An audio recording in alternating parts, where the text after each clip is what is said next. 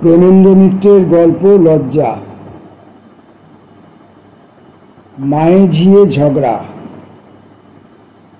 এমন ঝগড়া তাহাদের অনেকবার হইয়াছে,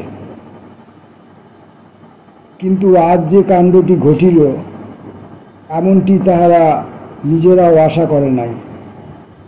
নিজেদের ঝগড়ার পরিণাম দেখিয়া তাহারা নিজেরাই বুঝি বিস্মিত ভীত হইয়া গিয়াছিল।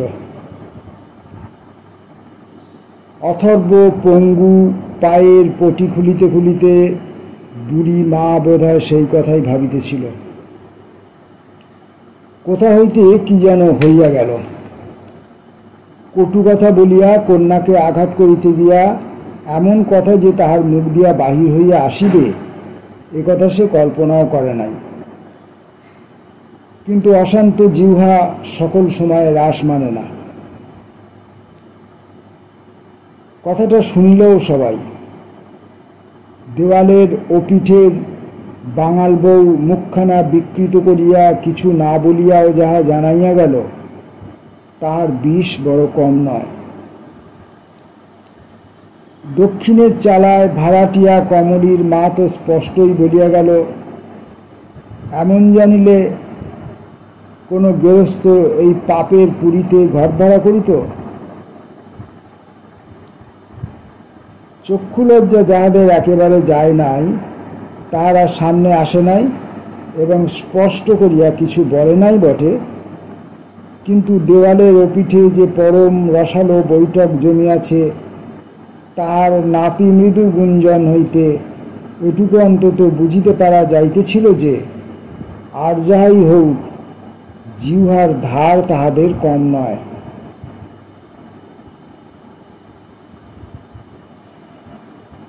কিন্তু বৃদ্ধার সেদিকে কান ছিল না। দরমার দরজাটি খুলিবার শব্দের আশাতেই কান পাতিয়া উৎসুক হইয়া সে বসিয়াছিল। সেই সকালে ঝগড়ার মাঝে অতি কুৎসিত একটি অপবাদ শুনিয়া জবাব না দিয়া মানদা যে বাহির হইয়া গেছে, বেলা ৩ প্রহর হইয়া গেলেও সে এখনো ফেরে নাই। পায়ের পটি খুলিতে খুলিতে মানুর মা থামিল। আগরের দরজা ঠেলিয়া কে যেন প্রবেশ করিল, কিন্তু সে মানদা নয়, জমিদার গিন্নি। জমিদার গিন্নির বয়স হইয়াছে, শখটুকু মরে নাই। চওড়া লাল কস্তাপার শাড়িও পরে, সাদা চুলে ঢং করিয়া খোঁপাও বাঁধে।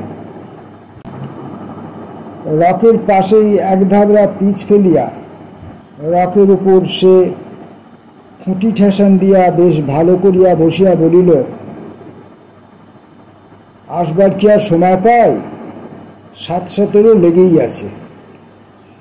এই দুপুর বেলায় দুটো ভাত জল মুখে পড়ল। তা তোমাদের কি রান্না হল লাগা? মনুর মা কথা কহিল না। অনেকগুলো কথা একসঙ্গে বলিয়া ফেলিয়া জমিদার গিন্নির হাঁপ লাগিয়াছিল। দম লইয়া সে আবার জিজ্ঞাসা করিল, কই গো দিদিমণি কোথা? মানুর মাকে এবার বলিতেই হইল, কোথায় বেরিয়েছে? ওমা, এই এত বেলায় না খেয়ে বেরিয়েছে? মানদা খাইয়া বাহির হইয়াছে কিনা জমিদার গিন্নি জানিবার কথা নয়, কিন্তু সে কথা তাহাকে বলা চলে না। তাহারই অযাচিত আত্মীয়তার কোনো জবাবই খুঁজিয়া না পাইয়া মানুর মা নীরবে পায়ের পটি খুলিতে লাগিল। জমিদার গিন্নির গলা পাইয়া ওপিঠের বৈঠক ইতিমধ্যেই ভাঙিয়াছিল। এক এক করিয়া সবাই রকের ধারে ভিড় করিয়া আসিয়া বসিল। জমিদার গিন্নি রগর বাঁধাইতে জানে বলিয়া তাহার একটি বিশেষ খ্যাতি আছে, শুধু যা উস্কাইয়া দিবার প্রয়োজন। বাঙাল বউ সে কাজটা পারে ভালো। দীর্ঘ পুরুষালী ছাদের শ্রীহীন দেহ, লম্বা কুৎসিত চোয়ালোটা মুখে পানের ছোপে কালো মাড়ি সমেত দাঁতগুলি তাহার বাহির হইয়া থাকে। দাঁতগুলি আরেকটু উচ্চাইয়া সে বলিল, বেশ ছিলাম না এখানে তোমাদের পাড়ায়, আবার কোথায় যাব, কেমন পাড়াপড়শি হবে কে জানে। বেশই তো সে ছিল বটে। তাহাদের স্বামী স্ত্রীর গালাগালি ঝগড়া মারামারিতে উত্তক্ত অতিষ্ঠ হইয়া আগের দিনই পাড়ার লোকে তাহাদের হাত জোর করিয়া এ পাড়া ছাড়িয়া যাইতে অনুরোধ করিয়াছে, কিন্তু সে কথা তুলিবার সময় এখন নয়। জমিদার গিন্নি সবিষয়ে বলিল, সে কি যাবি আবার কোথায়? মানদা কি উঠিয়ে দিলে নাকি? বাঙাল বউ জ্বলিয়া উঠিল, উঠিয়ে দেবে মাগনা নাকি? এবং পর মুহূর্তেই অপরূপ কৌশলে কণ্ঠস্বরকে একেবারে কোমরে নামাইয়া আনিয়া হতাশভাবে বলিল, কিন্তু তা বলে আমি তো আর এখানে থাকতে পারি না মা। ভনিতাটা ভালো করিয়াই আরম্ভ হইয়াছিল। ব্যাপারটিকে পাকাইয়া ঘুরাইয়া ফেনাইয়া অনেকক্ষণ ধরিয়া উপভোগ করা যাইবে বুঝিয়া বোধহয় সকলেই উল্লসিত হইয়া উঠিল। আকাশ হইতে পড়িয়া জমিদার গিন্নি জিজ্ঞাসা করিলেন, কেন? না মা, ভাগ্যদোষে না হয় গরিবই হয়েছি, তা বলে মান সম্মান তো আছে। স্বামী পুত্র নিয়ে ঘর তো করি, অকল্যাণ হবে যে মা। কি যে তোরা বলিস বাবু, মাথা মুন্ডু কিছু বুঝি না। বল না মানুষ মা, এ কথায় মাথা মুন্ডু কি কিছু পেলে? জমিদার গিন্নি চোখ টিপিল। হাসিল সবাই, এবং সবচেয়ে বেশি হাসিল বেনেদের সোহাগী বলিয়া মেয়েটা। সমর্থ যুবতী মেয়ে, বছরখানেক আগে স্বামী তাহাকে কি কারণে বলা যায় না ত্যাগ করিয়া আবার বিবাহ করিয়াছে। বিবাহ করার পূর্বে এই মানদাই সোহাগীর হইয়া তার স্বামীকে বুঝাইবার জন্য কি অক্লান্তভাবে টানাপোড়েন করিয়া পায়ের জুতা ছিঁড়িয়াছিল, সে কথা এখনও অনেকের মনে ছিল। এত হাসি জমিদার গিন্নিরও যেন ভালো লাগিল না। বলিল, এত হাসি কিসের লা, ফচকে ছুরি? সোহাগী চোটপাট জবাব দিল, হাসির কথা তা হাসবো না, ফচকে ছুরি বলে না বলে দিচ্ছি। এত কষ্টের আয়োজন বুঝি মাঝপথেই পণ্ড হয়। জমিদার গিন্নির উদ্যত জবাবটিকে কোনো প্রকারে ঠেকাইয়া বাঙাল বউ তাড়াতাড়ি বলিল, আহা মা, ছেলে মানুষ, ওর কথা কি আর ধর্তব্য? আর ওরই বা দোষ কি? যেমন দেখছে তেমনি তো হবে। কথাটা ঘুরাইয়া মন্দ বলা হয় নাই, আর এমন সুযোগ হেলায় হারানো জমিদার গিন্নির ইচ্ছে নয়।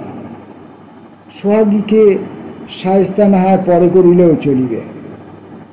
জমিদার গিন্নি বলিল, আচ্ছা যাক, কিন্তু তোর হিয়ালিরও কিছু বুঝলাম না তো। স্বামী পুত্রের অকল্যাণ, মান সম্ভ্রম, ওসব কি কথা? বাঙাল বউ আশ্বস্ত হইয়া গুছিয়া বসিয়া বলিল, কথা আর কি মা, ওই তো মানুর মা বসে আছে, ওকেই না হয় জিজ্ঞেস করো না। মানুর মা কাতরভাবে এতক্ষণ ইহাদের মুখের দিকে নির্বোধের মতো চাহিয়াছিল, এবার মাথা নিচু করিল। বলো না মানুর মা, তুমিই না হয় বলো। মানুর মার পরিবর্তে সোহাগী জবাব দিল, মুখ টিপিয়া হাসিয়া বলিল, বলেছে তো একবার, আর কবার করে বলতে হবে? নিজের মেয়ে বেশ্যে, এ কথা কি ঢাক পিটে বেড়াবে নাকি?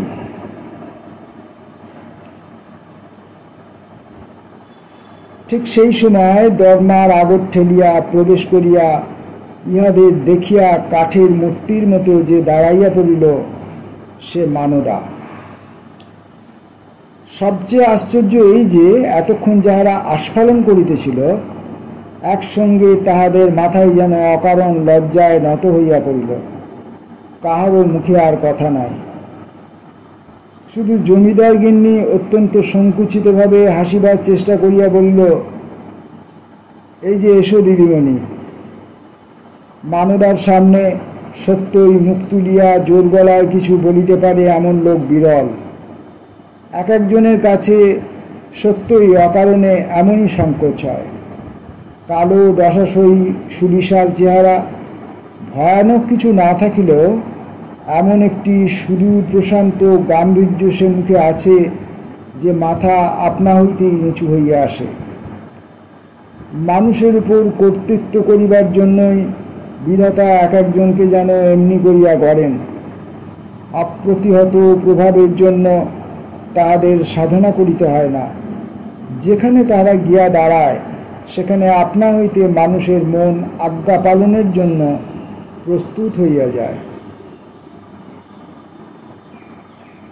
পাড়ার লোকে এতদিন বলিয়া আসিয়াছে, দিদিমণি একাই 100। পুরুষ হইলে দিদিমণি জজ না ম্যাজিস্ট্রেট হইত, এই লইয়া পাড়ার মেয়ে মহলে অনেক জল্পনা কল্পনা হইয়া গিয়াছে। বৃদ্ধ মুখুজ্জে মশাই সব জায়গায় বলিয়া বেড়ান, এ পাড়ায় পুরুষ আছে তো ওই একটি, ওই মানদা। সুখে দুঃখে আনন্দে উৎসবে দিদিমণি অনায়াসে নিজের স্কন্ধে সকল দায় তুলিয়া লয়। তাহাকে ডাকিবার কথা লোকের আর মনেও পড়ে না। বয়স তাহার যৌবন পার হইয়াছে, প্রৌঢ়ত্বের তীরে গিয়া ঠেকিয়াছে। যৌবনে সে দেহ বোধহয় কুৎসিতই ছিল। নারীত্বের মাধুর্য হইতে বঞ্চিত করিয়া বিধাতা তাহাকে সংসারে শুধু শাসনের ক্ষমতা দিয়াই পাঠাইয়াছিলেন। কিন্তু তাহার যৌবনের কথা মানুষের মনে পড়ে না, তাহার ইতিহাস কেহ জানে না, জানিবার কথা কাহারও মনেও আসে না। দিদিমণি রূপেই সে সম্পূর্ণ। 10 বৎসর আগে পঙ্গু মাকে লইয়া এ পাড়ায় আসিয়া জমিদারের কাছে 4 কাঠা জমি লইয়া এই চালাক কটি সে বাঁধিয়াছিল। ইহার দুটিতে সে নিজে বৃদ্ধা মাকে লইয়া থাকে, অপরগুলি ভাড়ায় খাটাইয়া আয় তাহার মন্দ হয় না। আত্মীয় স্বজন কেহ কোথাও নাই। তাহার সিঁথির সিঁদুর হাতের নোয়া দেখিয়া তার স্বামী যে আছে এই পরিচয়টুকু লোকে পাইয়াছে। আর কিছু এ সম্বন্ধে জিজ্ঞাসা করিবার সাহস বা প্রবৃত্তি কাহারও হয় নাই। যা কিছু অসুবিধা অস্বস্তি মানদার এই বৃদ্ধা মাকে লইয়া, মাটি শুধু অথর্ব পঙ্গু নয়, একেবারে নির্বোধ। এই নির্বুদ্ধিতার ফলে মানদাকে ভুগিতে হয় বড় বেশি।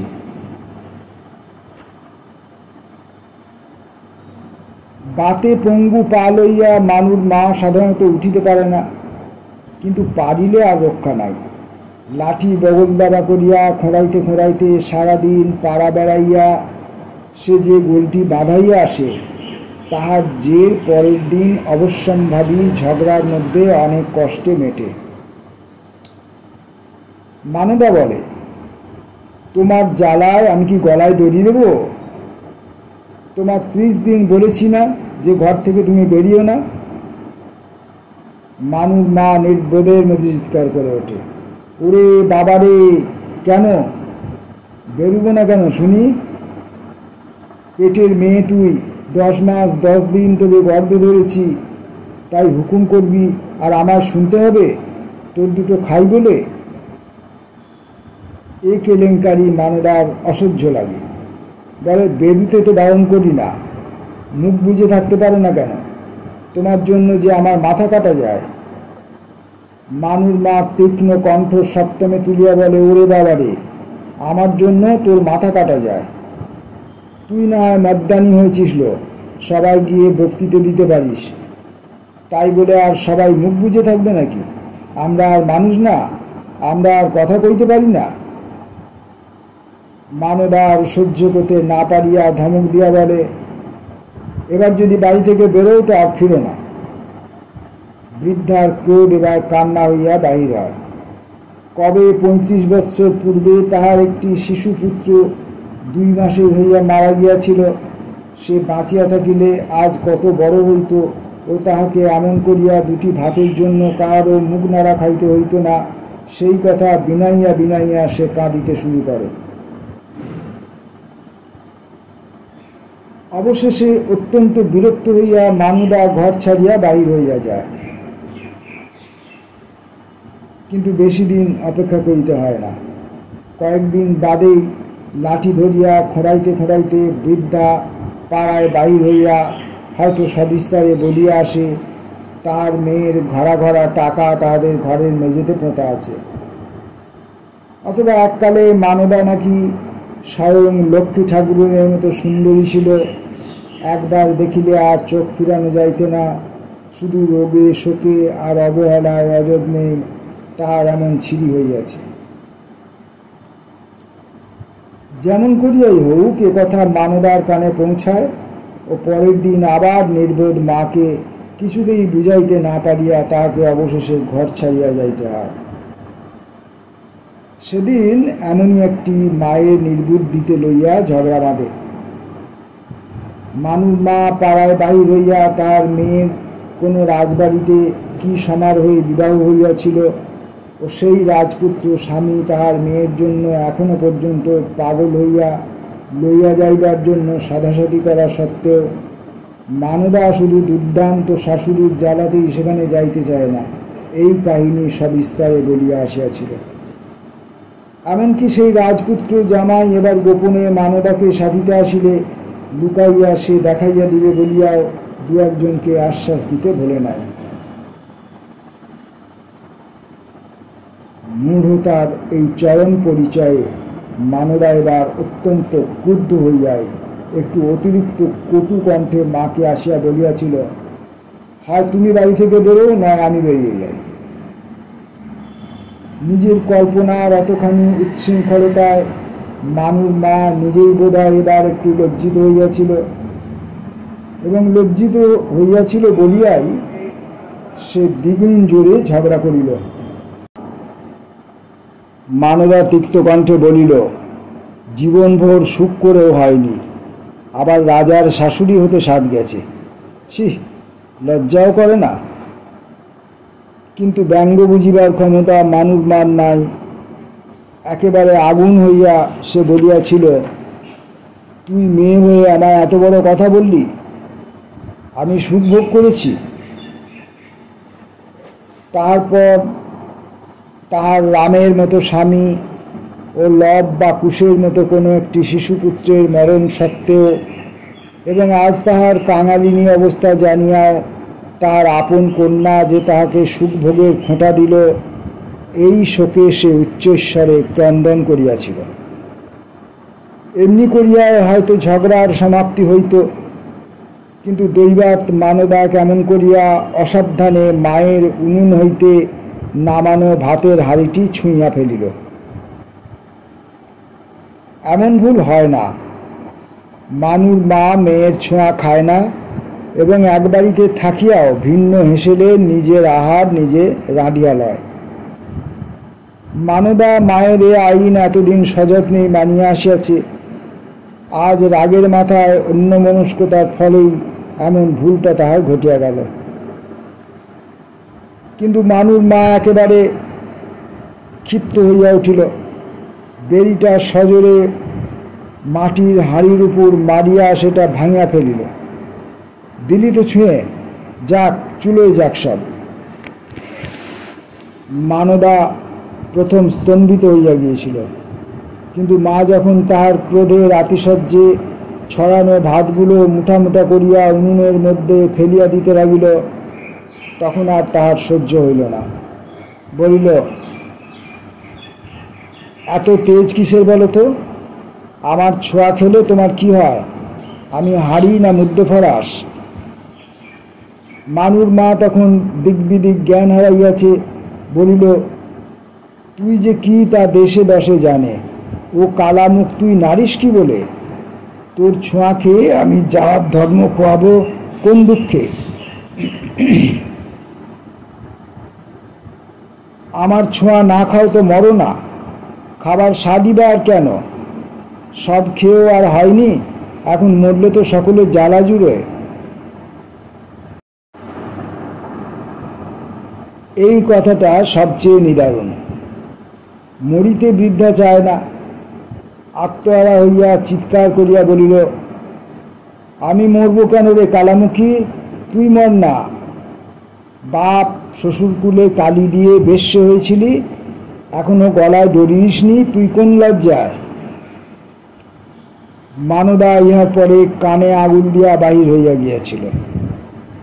সে পুরাতন ইতিহাস সকল দুঃখ দিয়া মুছিয়া ফেলিবার চেষ্টায় মানদা করিয়াছিল। শুধু চাহিয়াছিল সে জীবনের উপর যে যবনিকা টানিয়া দিয়া আসিয়াছে তাহা যেন আর না ওঠে। মানুষের স্নেহ, মানুষের শ্রদ্ধার মধ্যে 10 বৎসর সে সশঙ্ক হইয়া বাস করিয়াছে। কখন সে অতীতের গ্লানির স্পর্শে বর্তমানের শান্তি ও শ্রদ্ধার জীবন মরীচিকার মতো মিলাইয়া যাইবে, এই ভাবিয়া উৎকণ্ঠার তার অবধি ছিল না। মাত্র কিছুদিন সে একটু নিশ্চিন্ত হইয়াছিল। এতদিনে তাহার আশা হইয়াছিল বুঝি অতীতের সে পঙ্ককুণ্ডে প্রায়শ্চিত্ত তাহার সম্পূর্ণ হইয়াছে। সেই নিশ্চিন্ত বিশ্বাসের উপর সেদিন এই বজ্রাঘাত।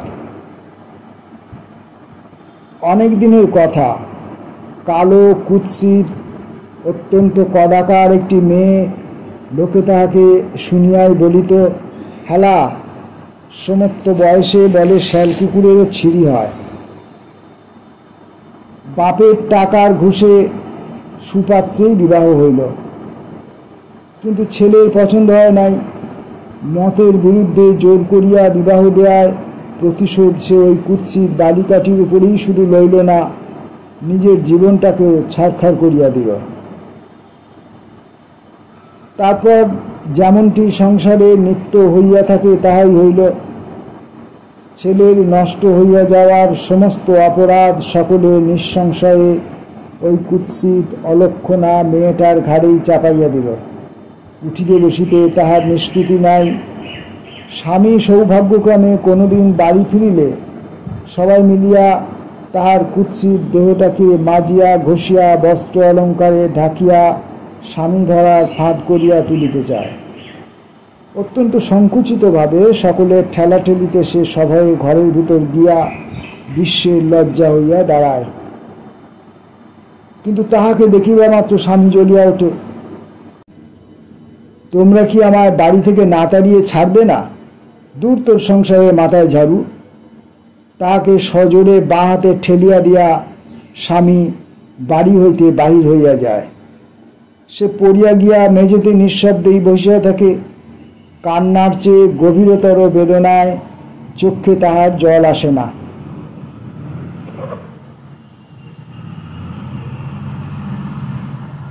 শাশুড়ি আসিয়া হুঙ্কার দিয়া বলেন, ওগুলো কি খুলতে হবে না? সেজে গুজে বসে থাকতে লজ্জা করে না? কিন্তু আবার তাহাকে সাজিতে হয়। এ অপমান বারবার সহ্য হয় না, কিন্তু উপায় কি? এতটুকু আপত্তি করিলে 10 জনে 10 কথা শুনাইয়া দেয়। কি হতচ্ছাড়া মেয়ে মা! স্বামী এসেছে তা একটু আহ্লাদও নেই। আবার কিন্তু তেমনি করিয়াই সব খুলিতে হয়। সাজাইবার জন্য এই জেদাজেদি ধরপাকড় তার ভালো লাগে না। এইসবের হাত এড়াইবার জন্য কোনোদিন হয়তো সে স্বামী আসিলে নিজেই জবাব করিয়া সাজিতে বসে। ননদ আসিয়া দেখিয়া উচ্চ ঈশ্বরে হাসিয়া চিৎকার করিয়া সকলকে ডাকিয়া বলে, ও মা, তোমাদের সুন্দরী বউ যে নিজেই সাজতে বসেছে গো। ও মা, কি ঘেন্না! স্বামীর মন ভুলবে গো, মন ভুলবে। বিবি আমাদের মনমোহিনী সাজছেন। স্বামী তো একটা লাথি দিয়েও আদর করে না। কেহ বা সহানুভূতির স্বরে বলে, সাজলে কি হবে মা, কয়লার কালি কি ধুলে যায়? তবু এও সহিত। এমনি করিয়া লাথি ঝাঁটা খাইয়াও স্বামী সংসারে জীবনের মেয়াদ সে আর 5 জন হতভাগিনীর মতোই শেষ করিতে পারিত। বিদ্রোহ বাঙালির মেয়ে করিতে জানে না, সেও করিত না। কিন্তু বিধাতা তাহার প্রতি একান্তই বিমুখ। সংসারে আরেকটি লোক ছিল, শাশুড়ির ভাতুষপুত্র, নাম বিনোদ। অতি বড় পাষণ্ডেরা সংসারের চক্ষে সবচেয়ে ভালো করিয়া ধুলি দিতে পারে বলিয়াই তাহার নাম ইতিহাসে ওঠে নাই। দেওর বলিয়া মানদা তাহাকে লজ্জা করিত না, ঘোমটা খুলিয়াই তাহার সামনে বাহির হইত। একদিন নির্জনে পাইয়া হঠাৎ বিনোদ তাহার গাল টিপিয়া দিল। মানদা সজোরে তাহার হাতটা ঠেলিয়া দিল, কিন্তু বিনোদ পিছন হইতে হাসিয়া বলিল, ইস, বড় ঝাঁঝে দেখি। মানদা আর তাহার সামনে বাহির হইত না। বিনোদ একদিন আবদারের স্বরে তাহার শাশুড়ির কাছে অনুযোগ করিল, দেখো তো পিসিমা, বৌদি আমায় দেখে ঘোমটা দেয়, আমার সঙ্গে কথা কয় না, অন্যায় নয়? মানদা সেইখানে বসিয়াই ঘোমটা ঢাকা দিয়া তরকারি কুটিতেছিল। পাষণ্ডের এই নির্লজ্জ ধৃষ্টতায় তার সমস্ত অঙ্গ জ্বলিয়া উঠিল, কিন্তু সে মাথা তুলিল না।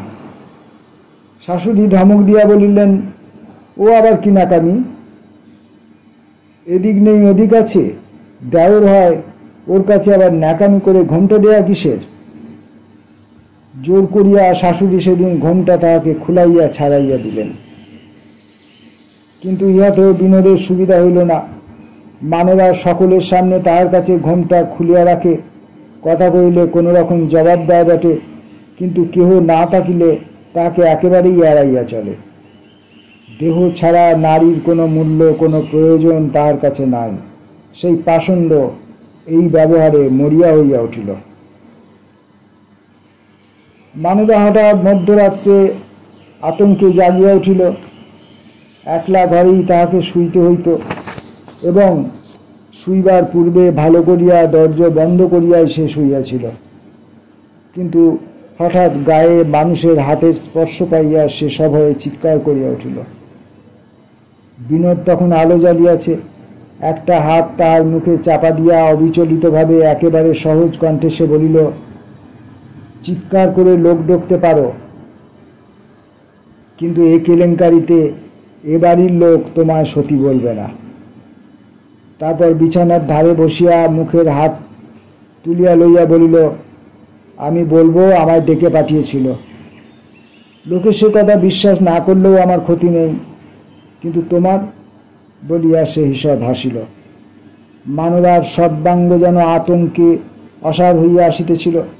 অনেক কষ্টে সে শুধু বলিল, তুমি এখান থেকে যাও। ক্ষীণ অস্ফুট ধ্বনি মাত্র। বিনোদ আবার হাসিল, গলাটাকে কোমল করিয়া আদরের স্বরে বলিল, সাবধান। এবং হঠাৎ মানদার হাতটা নিজের হাতে লইবার চেষ্টা করিয়া বলিল, এমন নিষ্ঠুর স্বামীর উপর প্রতিশোধ নিতেও ইচ্ছে করে না তোমার? মানদার মনে হইল তাহার নারীত্বকে এত বড় অপমান তার স্বামীও করে নাই। স্বামী তাহার কুরূপকে ঘৃণা করে শুধু, আর এই পাষণ্ড তাহার সে দেহকে ঘৃণারও অযোগ্য মনে করে। তাহার দেহ কুৎসিত বলিয়া ইহার কাছে পথের ধুলার চেয়েও সস্তা। হঠাৎ কি যেন তার হইয়া গেল। এতদিনকার সঞ্চিত বেদনা, ক্ষোভ ও আক্রোশ তার সমস্ত এই লোকটার উপর অসীম ঘৃণা ও ক্রোধ লইয়া প্রকাশ পাইল। সে প্রচণ্ড পদাঘাত বিনোদ সহ্য করিতে পারিল না। মানদার দেহ তখনও এমনই বিশাল ছিল, এবং শক্তি ছিল যৌবনে বোধহয় অনেক বেশি। বিছানা হইতে সজোরে ছিটকাইয়া সে একেবারে মেঝেতে মুখ থাবড়াইয়া পড়িয়া গেল। একটা দাঁত ভাঙিয়া গিয়া মুখ দিয়া প্রবল ধারে রক্ত পড়িতেছিল।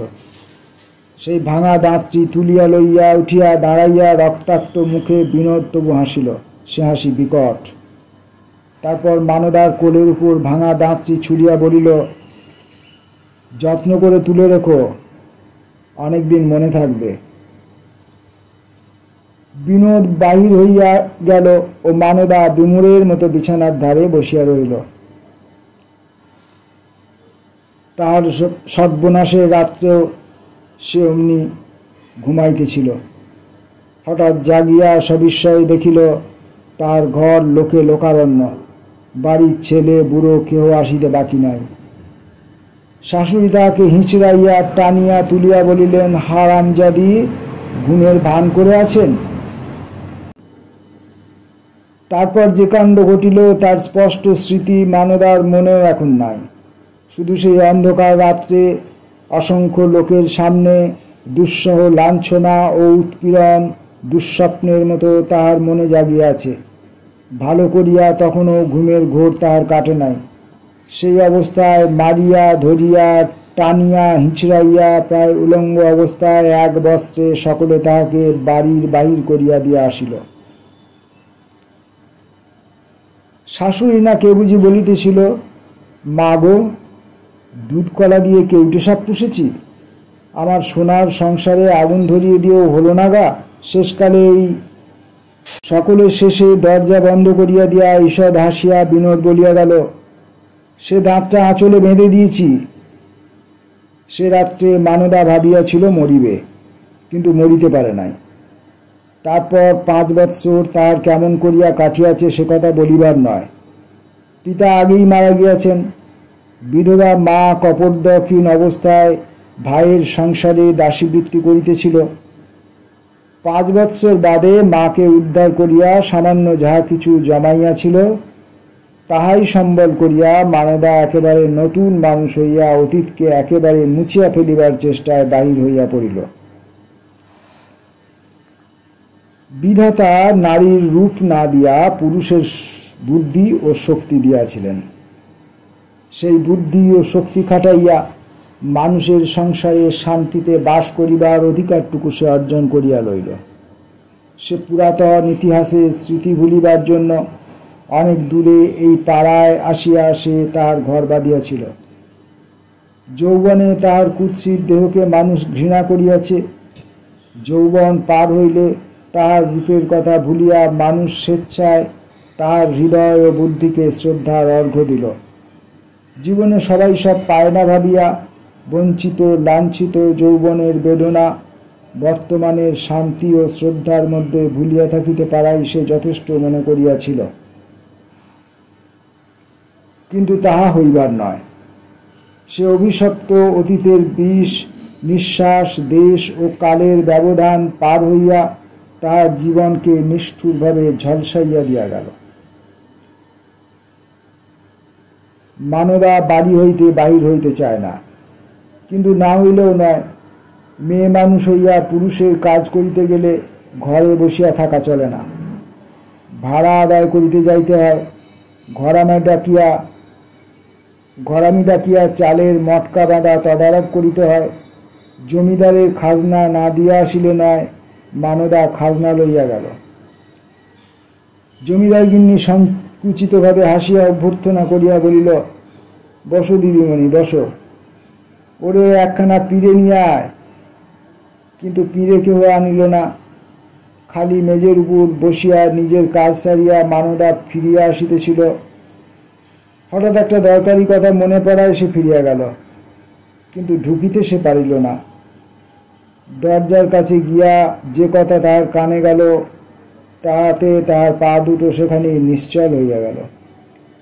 জমিদার গিন্নি তখন ঝংকার দিয়া কর্তাকে বলিতেছিল, লোক পাঠিয়ে খাজনা আদায় করে আনতে পারো না? ওসব লোক বাড়ি আসে, আমি পছন্দ করি না। কর্তা মৃদুস্বরে বোধহয় কিছু আপত্তি করিলেন। গৃহিণী গলা আরো চড়াইয়া বলিল, তাই তো, বড় যে দরদ দেখি। ঢলানে মাগি যে মাথা ঘুরিয়ে দিয়েছে দেখছি। ওই ব্যবসা করি তো খাচ্ছে, দেবে না? মানদা সেদিন নিঃশব্দে ফিরিয়া আসিয়াছিল। কিন্তু শুধু এই নয়, বাঙাল বউয়ের ছোট্ট মেয়েটা মানদার অত্যন্ত নাওটা হইয়া পড়িয়াছিল। সময়ে অসময়ে আসিয়া উৎপাত করিত। অধিকাংশ দিন মানদার কাছেই সে রাত্রে শুইয়া থাকিত। মায়ের বারণ সত্ত্বেও অবোধ মেয়েটা আসিয়া সেদিন মানদার কাছে পয়সার জন্য আবদার করিতেছিল। হঠাৎ ঝড়ের মতো আসিয়া বাঙাল বউ তাহাকে ছিনাইয়া টানিতে টানিতে লইয়া গেল এবং দেয়ালের ওপিঠে আড়ালে গিয়া উচ্চ ঈশ্বরে বলিল, তোমাদের দুটি পায়ে গড় হয়ে বলছি বাবু, আমার মেয়েটার মাথা আর খেও না। ওকে গেরস্তের বউ হতে হবে, ঘর সংসার করতে হবে।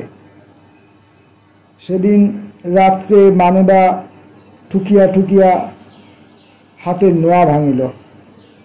ও কেন বলা যায় না জল দিয়া ধুইয়া গামছা দিয়া ঘষিয়া ঘষিয়া সিঁথির সিঁদুর চিহ্ন নিশ্চিহ্ন করিয়া মুছিল। তারপরে যৌবনে সেই দুঃসহ লাঞ্ছনার রাত্রে নিদারুণ লজ্জাতেও সে যাহা করিতে পারে নাই, প্রৌঢ়ত্বের পারে আসিয়া আজ সে তাহাই করিল। সকালবেলা বৃদ্ধা মানুর মা হাউ হাউ করিয়া কাঁদিয়া চিৎকার করিয়া পাড়া মাথায় করিল। লোকে আসিয়া ধরাধরি করিয়া মৃতদেহ নামাইল। পাড়াময় হট্টগোল পড়িয়া গেল। কিন্তু মুশকিল হইল এই যে কেহ মরা শ্মশানে লইয়া যাইতে চায় না। মরা পড়িয়া রহিল, লোক জড়ো হইল, কিন্তু কেহ অগ্রসর হইল না। প্রথম অবস্থায় না ভাবিয়া চিন্তিয়া যাহারা গলার দড়ি খুলিয়া মৃতদেহ নামিয়াছিল, তাহারা ধরা পড়িবার ভয়ে তখন একেবারে গা ঢাকা দিয়াছে। কিন্তু মুখুজ্জে মহাশয় ছুটিয়া আসিলেন। কয়েকদিন আগে ভাগিনেয়র বিবাহে তিনি অন্যত্র গিয়াছিলেন, এসব কথার কিছুই জানিতেন না। সংবাদ পাইয়া বৃদ্ধ ব্যস্ত সমস্ত হইয়া আসিয়া বলিলেন, কে বলে মানদার মরা ছোব না? কে সে? এই আমি ছুঁচ্ছি। কিন্তু লোকে হা হা করিয়া উঠিল, বলিল, শুনেছেন কি সব কথা?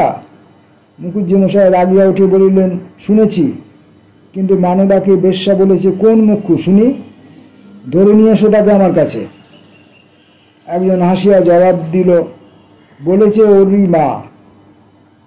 মুখুজ্জে মশাই তবু দমিলেন না, বলিলেন, ওর মা আহাম্মক, আর তোমরা তার চেয়ে আরো বেশি।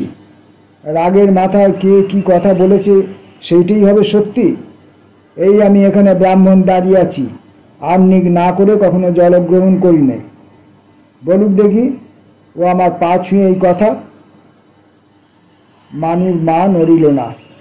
বিনাইয়া বিনাইয়া সে তখন তাহার স্বামী, 2 মাসের শিশুপুত্র ও মানদার মৃত্যুর মিলিত শোকে কাঁদিতেছে। দেখলে তো, বলিয়া মুখুজ্জে মহাশয় অগ্রসর হইয়া 2 হাতে মানদার দেহ ছুঁইয়া বলিলেন, এখন দেখি কোন বেটা না ছোঁয়। মৃত্যুতেও মানদার স্বাদ মিটিল না।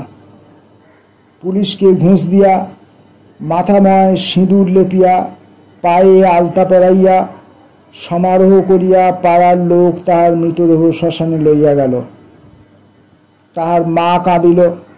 মুখুজ্জে মহাশয় চক্ষের জল মুছিলেন এবং যাহারা লজ্জা দিয়া তাহাকে মৃত্যুবরণ করিতে বাধ্য করিয়াছিল, তাহারাও সত্যকার দুঃখেই সতীলক্ষ্মীর জন্য চক্ষের জল ফেলিল। দেবতার মহত্ব মানুষের নাই। মানুষ পিশাচের মতো নিষ্ঠুরও নয়, মানুষ শুধু নির্বোধ।